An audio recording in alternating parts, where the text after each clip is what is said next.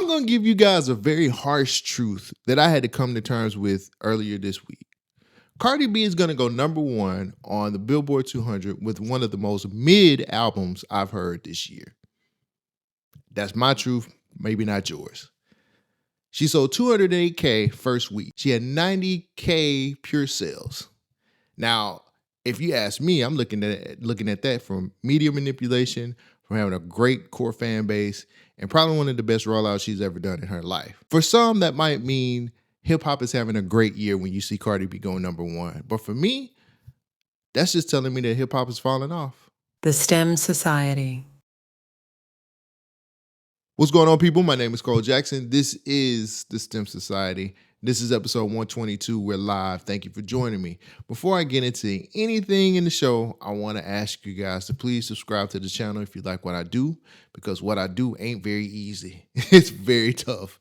So make sure you guys subscribe to the channel, give me some likes, and please share it with somebody, bruh. Support the channel, help grow it, make it bigger than what it is. I really would appreciate that. Let's get into Cardi B going number one. Now, I have to be real with y'all. This is not shocking to me at all. So many things worked in her favor, and I'm not saying that they're not supposed to. She did exactly what she was supposed to do. She's supposed to put out a good rollout. She's supposed to trick us into buying something that may or may not be good. She did everything that she had to do, and congratulations are there. She showed that a very mid album can do numbers, and we've seen that before. Her going number one is just one of those things that proves to me that, you know, personality sells, people sell, characteristics sell. I don't think a lot of people bought that album because it was good. I think a lot of people bought that album because it's Cardi B and people love her. She's so authentic. She's so real. And it doesn't hurt that she had a lot of drama go on between the time that she announced the album up until the time it released. Pregnancy helps, divorce helps, having beef with certain people helps. Those things, you know, manipulating the Twitter timeline helps. It's a lot of things that go into those sales that we don't talk about. But I'm not going to take this moment away from her. I think she most definitely deserves to be number one because she did the job and she got it done. She actually put out a second album, which a lot of us thought was never going to happen. So applause go to that right there. Don't forget, though, this is not going to be the last that we've heard of this album. With the drama that she has with other female rappers like Nicki Minaj, for example, who dropped her date for her next album the day that Cardi B album dropped, lets me know that we're going to get some more drama all the way up until it's time for us to hear from Nicki Minaj. Now, y'all know she's been tweeting mad crazy. She's been exposing a lot of things.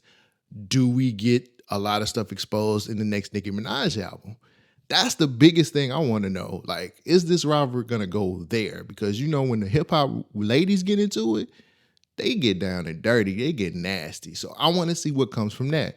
Also, B is supposed to be dropping her new album in, the day before Cardi's birthday. She's already tweeted back talking about she got 16 more songs for Cardi to hear. It's an interesting back and forth, and the dynamic is very cool because I don't think we've had a really big back and forth between a lot of the ladies in hip hop. I think the Drake Kendrick thing was like really, really huge, but I would really like to see what the female side of that looks like. And I think we might get it if Bia actually drops something that's listenable and worthy of a diss or not a diss, worthy of a response to the Cardi B diss. For us, when it comes to hip hop, drama always equals sales. It's probably going to equal more sales for Cardi B. It's probably going to see her be in the Billboard for a very long time, up until it's time for her to go on tour, which will probably get a re-release of something else. But for me, Cardi's success made me think about a bigger question that was on my mind. Like, once I seen that, I was thinking, is hip hop actually really having a strong year, or are we just celebrating big names? Like, that was really, I thought about it. It's like October. We've only had before Cardi's album dropped and became number one, we've only had 4 other hip hop albums that were number one on Billboard 200. That would be Lil Baby's Wham, Playboi Carti's Music, Travis Scott's Jack Boys 2, and Tyler the Creator's Don't Tap the Glass. Hip hop hasn't been putting major numbers on the board since 2020. Now, 2020, which was the last time we had double-digit number ones on Billboard 200, 2020 gave us 16 number one albums on the Billboard Top 200. I'm not talking about the R&B and rap charts. I'm talking about the Billboard 200, the big dog. We are not doing what we think we're doing when it comes to music. And maybe that's something that handicaps us sometimes. I think we look at it from the standpoint of such quality music has come out this year. Like, we're celebrating the Clips coming out with a great album. We're celebrating Chance the Rapper's new album being so good. We're celebrating Jid, Larry June. We're celebrating those albums, but are we buying those albums? Are we actually putting our money behind it and supporting it? Because if we can support this bullshit that Cardi just dropped, why can't we get these other albums that we hold so near and dear to our hearts on that same pedestal? So that tells me that hip hop's not necessarily winning this year. It's probably endearing and people are really feeling the music these days, but we're not buying it. We're not we're not supporting it like we're supposed to. And that's a big problem for me. I'll make another case for you guys why I feel like this year's falling off. And it's going to be a lot of people in the comments who are not going to like what I'm going to say, but we don't have enough Drake. We don't have enough Drake. Bag Fuel said something with Rory and Mal not too long ago. Let me play this clip really quick. The industry isn't as entertaining since the takedown of Drake. Think about that. It's been boring. It's not entertaining. Like that's all that I'm saying. When he was rolling around, Chris Brown's concert had all the bitches. I'm not gonna lie, right? But when Drake was in town, it was like a hysteria. It was a thing going on in New York. It was 5 days and parties here and fashion here and shit was exciting over here. That's how it was going. I don't know what it is about him and the people he brings or who rocks with him, but he had a different type of excitement to the game. And since he been chilling, shit been boring. Hip hop's been boring. And now they gonna kill you for that. They can. They said but it's the truth. We said it too, but it has been. While I don't 100% agree with what they're saying with their statement, because it sounds like they just want Drake to be out here being like Diddy, the old man in the club. I don't agree with that part of it. But the theory around it, I kind of do agree with it. Ever since that battle, man, things have been a little bit more quiet, a little bit more boring. Drake used to give us some really great features when he was doing features with everybody. When that battle went down and when the lines were drawn, he stopped giving features out. He stopped getting on newer artists' songs, which, of course, that's him stealing the sauce. He has done some songs with some people here and there, but it wasn't to the extent how it used to be. I'm talking about early, like, Drake 5 years ago. He was getting on everybody's song, giving us great features.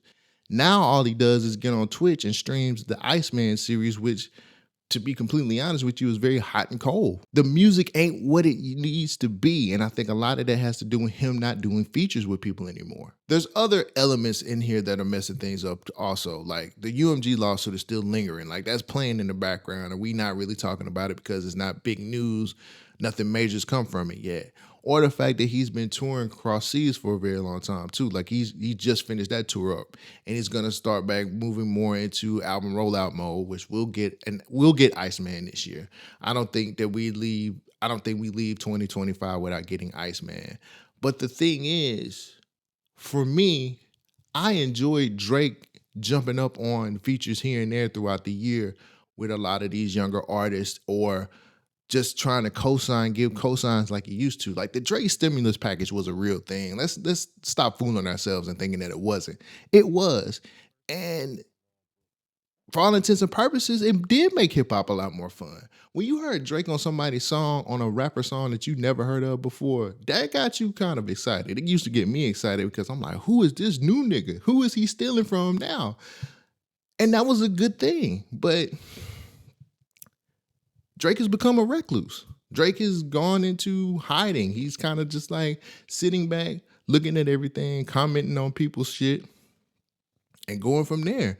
And that's something that I don't like. We don't get the random Drake features anymore that made music fun, and it made shit feel a lot more energy. He's the biggest artist, biggest rapper in the world, and we're not getting the random features like we used to. And that's really fucking with me, because this Iceman bullshit that he's doing, these streams, Not doing it for me. Not doing it. We have to get back to getting Drake into the ecosystem again, just to keep things moving. He really is like the gas that keeps the engine going. And if we can't get the good side of Drake anymore, where he would jump up on features, hip hop is gonna sound like shit. I know he can't do it forever, but he really kept things going, and we need to celebrate that a little bit more. The final thing that I have to plead my case on why we're falling off is the fact that we don't have any new superstars. We don't have any. Now, currently, a lot of record labels are restructuring. They're taking out a lot of the A&R elements. They don't do artist development anymore. A lot of those things are being taken away. So I think the record labels don't even know how to handle new talent or push new talent. I think they're writing out checks to a lot of these TikTok stars and just saying, do what you do best. And a lot of those TikTok stars don't even know how to market themselves in a way that they have to tell people they have a full album coming out. Think about it. You just got a 2-minute song on TikTok with over 40 million views. And the label is asking you to put out a whole album. And you just like, what? How do I do that? They're not going to do artist development anymore because you came in with a following. So it's to the point now where a lot of these artists don't really know how to promote themselves, sell their music, or actually know how to be superstars. Whether y'all want to believe it or not, artist development had a lot to do with people learning how to walk and talk like a superstar and being able to go in any room, give any interview, and do what they're supposed to do to sell. We don't have that anymore. It's not prevalent like it used to be. And I don't have a problem with the OGs. I love the fact that we got OGs coming out here shining, giving us great music, letting us know that we shouldn't be looking at age when it comes to hip hop. But if we don't have new stars to carry the genre, what the fuck are we doing? We got to pass the torch down to a lot of new talent. Like Kendrick, Cole, and Drake aren't going to be here in the next 5 years. I don't think they are. And they can't carry hip hop for the next 5 years. It's just not viable to me. And that's not something that I'm coming up with. Y'all are the ones that age these niggas out. So yeah, we need new stars. And you know what pisses me off the most? We've done a horrible job promoting new stars or pushing new talent. Here's one example. Rayvon. I think Rayvon is a tremendous rapper. I think he has one of the best albums of 2025. I think he did a very good job. But after the whole back and forth with Joey Badass, nobody's talking about him anymore. And we should be, because again, if you go listen to Good, Bad, and Dollar Menu, you're going to hear one of the best albums of 2025. But nobody's pushing him. TDE was behind him, pushing a lot of his stuff. He was dropping freestyles. I ain't heard a word from him in a little while. I know he's been on a little interview run, and I think he's supposed to be dropping a freestyle pretty soon. But other than that, nothing.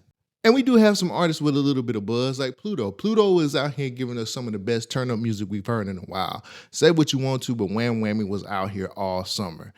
And if I'm being honest, she's capitalizing on this as much as she possibly can. But if I'm being completely honest with y'all, she's a TikTok artist with a shelf life. Like, I don't think she's gonna do anything past 2026. And that's just me being real with y'all. And she should be real with herself. Capitalize as much as you possibly can. These remixes, doing shit with Sexy Red, all of this other stuff is great. But we're not going to hear Pluto past 2026. And that's just a reality to me. And that's not because she can't do turn-up music for the rest of her career. Nobody's pushing her in the right way. She just dropped a new single this weekend and nobody said anything. And it's actually pretty fire. So what are we doing? We're not promoting new stars. Look at the artists like Samara Sin, who has a very great non-traditional rap style that nobody's talking about. She dropped the EP earlier this year. We didn't push none of it. She was on the freshman class, the XXL freshman class this year. We don't talk about it enough. She is a great female rapper, but because she ain't shaking ass, we not pushing it. You know what I'm saying? Like, we have talented people out here that we're not pushing as new stars, and that's what's hurting hip-hop to me. That's what's hurting the game, if we being honest. It feels like we're falling off because we're celebrating a mid-album that did numbers off of somebody's personality and not the quality of the music. And you can believe your hip-hop podcasters all you want to by saying it's a solid project and it's good, but For some strange reason, for me, I don't hear it the way they hear it. I guess it's just too much happening. I think a lot of the online drama or the back and forth she's been having on the timeline, to me, is what I feel like sold the album more than anything else. And also because it's Cardi B and she's the underdog consistently all the time. I'll end this segment with this. Hip hop needs some fixing because as many critically acclaimed albums we keep talking about, we don't see the numbers behind it. We don't see the same type of sales or none of that shit. We celebrate mid and bullshit, if we're being honest with you. Like, how is that going to sustain hip hop for the next 5 years? 5 years, that's not very long. How is that going to sustain later on? Clips ain't finna put no album out in 5 more years, not for real, and people take it seriously. We should be putting our money and our time behind shit that really works, not something mid because we like the person's personality. That's all I'm saying. Do you think hip hop is still exciting, or are we just recycling the same names? For you, music is a better business, though, than selling tickets for sports, I assume. Yes, 100%. Yeah. I mean, I think music has been underappreciated. I always joke, sports, it's like a badge of honor to spend 70 grand for a Knicks courtside. They beat me up if we charge 800 for Beyonce, right?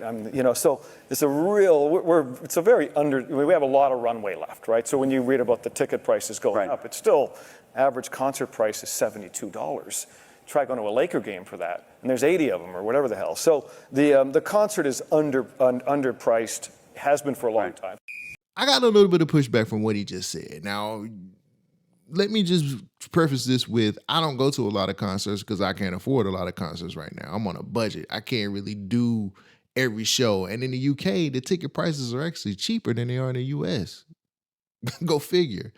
But with him talking all of that shit about how ticket prices are underpriced, let's look at some of the things let's break down some of the stuff that goes into those ticket prices. Like the most obvious problem, the ticket fees. Many ticket buyers report that overall ticket fees amount to 20% of the ticket face value. 20%. Now, I would be okay with that if that was going towards the artist, but that usually is a bust down too between the venues, between Live Nation, so on and so forth. There's a lot of different things that's a bust down when it comes to these ticket prices that they don't want to tell you about, but they're underpriced because he feels like going to a game is on the same level as going to a concert. There's different acts in music that are either up here or here. But the fees that y'all charge on either one of those acts are crazy. So I'm not finna sit up here and pay 20% and then y'all raise the prices, because price gouging is a real thing when it comes to Ticketmaster. I'll get to that in a second. When you look into how much an artist typically gets from a $100 ticket, it's $8 profit. That's it. They get an $8 profit per $100 ticket. Now, when you look at the other bust down things, like the venue rental, that can go between $50,000 to $150,000 per night. And that's for major arenas. And we're not even talking about Madison Square. That's even bigger than that. Average concert ticket prices nearly reached $136 for top tier tours in 2024. General concert tickets averaging $123. What are you talking about? A general concert ticket I can't really afford right now because I ain't got it. The economy's not as good as people may think it is, but it's just not that good right now. So you're still telling me with those types of numbers, you're telling me that the tickets are still underpriced? What is he talking about? How? Again, the bust down is way bigger than what he's saying. So remember when I mentioned price gouging? Did you know that they have something called dynamic pricing, which is where promoters use AI-powered pricing algorithms similar to what airlines and hotels use to adjust ticket prices in real time based on demand? See, they never talked to y'all about that. The strategy actually maximizes revenue, but it can leave fans paying widely different amounts for similar seats. See, they don't tell you that. They didn't tell you that AI-powered things were fucking with the algorithms and changing in real time. but he's telling us that the ticket prices are undervalued. I'm sorry, man. I'm not finna sit up here and listen to you let y'all price gouge me on a lot of shit and then tell me that the tickets are underpriced. Like, that just ain't how it works for me. Here's my thing. I'm willing to pay a certain amount to see artists that I support. But I feel the type of way because I know a lot of that money's not going to them. I think that's what I've been saying the whole time through this whole segment. I don't see my money going towards the artist enough. I see it going towards you guys. I know it goes to the venues, and I see that the resellers take advantage of that shit too. Like, there's a lot of different things that's happening with y'all's tickets for us, the consumer, to have to bear and go through to be able to say, hey, I want to go see my favorite artist. He's a rich man that's full of shit. Period, point blank. And I know some of your favorite artists, some of your favorite podcasters like Joe Budden say, well, the experience is too cheap. I think it's undervalued as well. Anything that has something to do with music, it should be. I don't think that they're underpriced. You think they're underpriced dramatically? Yes. You said that last time, I remember. Do you think that you being an artist and the fact that a lot of y'all make your money on the road has anything to do with that? Yes. Yeah. Streaming, so yeah. I feel the same way about the live concert. Anything music related is them stepping on our drugs. I definitely agree with So albums that. too? That's why I'm not mad at his basketball analogy, because it's the same exact venue. Yeah, It's but the Barclays, it's the Garden. For a premium act to hit one of these places, there shouldn't be that much space between the basketball number and the artist number. Hey, nigga. Fuck you. How about that? Artists deserve to get the bulk of that money because I'm not coming to see Michael Rapino. I'm not coming to see Live Nation. I'm not coming to see the venue. I'm coming to see that artist. If my money was going more towards that artist, I understand. I understand everything. But it's just not. It's not. These companies are greedy. These companies want us to fucking bleed to be able to go see something. And I just don't feel like the working man should have to pay for that, because at the end of the day, the working man does have to pay for it. They don't tell you about the comp tickets that they put out there. They don't tell you about the tickets that's given to the motherfuckers who can afford the big time front row seats. They don't talk about that shit. A lot of people get away with seeing these shows for free because they're so-and-so and not have to pay anything. And we have to suffer for it. And that ain't right. That's not right at all. There's no fair and balanced way to be able to do this, because a lot of times we don't think about all of the staff that needs to be paid. We don't think about all of the things that need to be done for the artist to be happy, like their runners and all this other shit. We don't think about that as consumers. We just think about going to see the artist. But I'm not finna sit up here and let some rich asshole tell me that the music concert tickets are underpriced when I can't even afford to get groceries like I need to. Right now, I just ain't got it, homeboy. And y'all not doing anything to make the experience better either. When's the last time you, on the other side of this camera, have gone to buy concert tickets? How was your experience? Did you enjoy that? Did it feel like you had a chance to be able to get the type of tickets that you wanted to get? They don't do anything to stop bots. They don't do anything to stop AI being able to buy up all the tickets before we can get to them. They don't put anything in place to help us get to the concerts to see what we want to see. And they don't help us be able to buy what we want to buy, because either they're overpriced or they're all sold out. So I just think Michael Rapino is a rich motherfucker who just wanted to say some cool shit and go viral because I'm a businessman and I want to be able to charge when I want to. Good luck with that lawsuit, by the way. I hope you guys can get past that, because that's something on a whole different level. But I just wanted to speak my piece on that, because I think Michael Rapino is a stupid, rich motherfucker who don't understand the working man and how we have to save up to be able to buy certain tickets. Not all of us have podcasting jobs. Not all of us are multimillionaires. Hell, a lot of us ain't even multi-thousandaires. So when it comes down to it, we don't want to hear, or I specifically don't want to hear a nigga like Michael Rapino tell me that these concert tickets are overpriced or underpriced. I don't want to hear that shit. Not in my wheelhouse, not my ministry. You can have that. that's all I got for this week. I hope you guys enjoyed the episode. Make sure you guys check out my Patreon. I have a vlog coming, and I have some more content that's coming pretty soon. So if you haven't subscribed to the Patreon, there's a link down below in the comments or in the description where you can actually get on my Patreon. I'm about to give you a vlog because I'm about to host my first UK music event. I'm excited, but I'm going to give you guys the vlog and give you guys some updates on how things have been going. And I really appreciate all the support. I appreciate you guys doing above and beyond to help me through this whole process. So with all that being said, thank you guys. I love you, and I'll catch you next episode. Peace out. Like, he say the most ridiculous shit, but it sounds so cold when he just rapping.